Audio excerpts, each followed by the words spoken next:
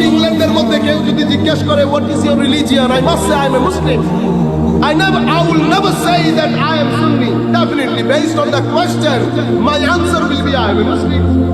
But if anybody asks me there in England, could you please tell me, are you in Shia Islam or Sunni Islam? Then I will explain to him, I belong to the school of Ahl Sunnah wal Jama'ah, the original mainstream of the Muslim Ummah. Mainstream of the Muslim, mainstream means more than 95% of the Muslim Ummah. In last 13 to 1400 years, গত 1300-1400 বছরে উম্মতে বেশিরভাগ মানে 60 ভাগ, না 92 থেকে 97 পর্যন্ত উম্মতের আকাইদে আইডেন্টিটি আহলে সুন্নাত ওয়াল জামাত।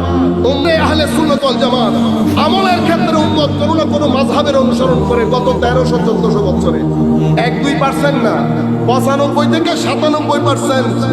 আর ইহসান তরিকতের ক্ষেত্রে উম্মত কোনো না কোনো একজন আল্লাহর ওলির সাথে নিসবত রাখে।